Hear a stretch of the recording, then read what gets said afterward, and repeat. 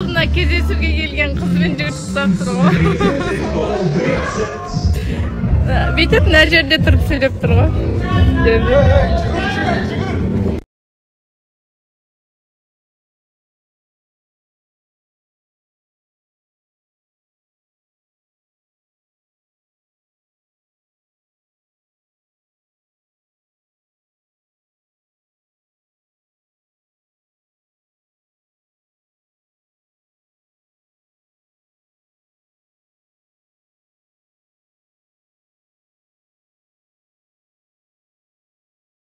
Бізде жаңа жоп.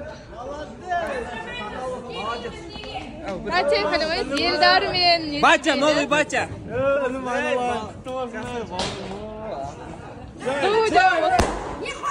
Өте керемет. Иә. Балаларыңыз кіріп келгенде қандай сезімде болдыңыз? Қолдымнан қалай болып кетті деп вообще қалай қаяқтан түсіп кетті олар. Иә. Бүгін бүлдіршіндер үлкен іс атқарып гүл алып шықты, елдарға көмектесіп. Қобалжуыңыз басылды ма? Жаман әлі де қобалжып тұрмын. Қалай өтсе екен деп. Құттықтап қойыңыздар міндетті түрде елдармен Несібеліні, құрметті оқырмандар. Суретке түсіріп жатсам, келіп мамасын қызғанып отқан сияқты. Солай.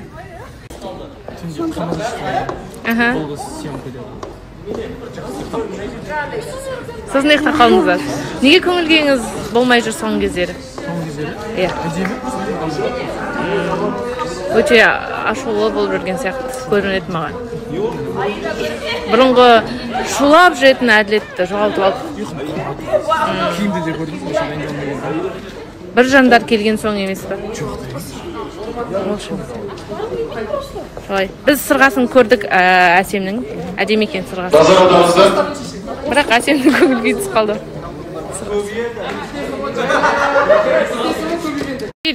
Бір басқа сұрақ бұйырмады-ау деп. Заринаны жақсы көре ма деп сұрай береді. Заринаға қатысты сезімі бар ма? Сосын біреу жазыпты енді қыз құмар, анау-мынау деп. Айта берсін, қыз құмар дейді, басқа дейді, дон жуан дейді. Енді бәрімен общением түзу. Бәрімен жақсы араласам, солдан кейін шығады, сол үшін. Бәрі қарындасыңыз болған соң құшақтайсыз. Қарындасым көбіміз.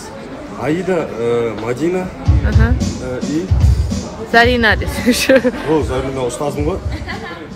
Сол үшін Досыңыз. жақсы араласам, содан кейін. Бірақ жақсы көрмейсіз, иә? Кімді? Заринаны. Адам ретінде жақсы көремін. Солай түсіндіңіздер ма? Оқып алыңыздаршы, пожалуйста. Естіп алыңыздар. Мен де дайрегім, осында, ашпаймын даже. Сол үшін Заринаға басқа жігіт керек, Садалетке басқа қыз керек дейді.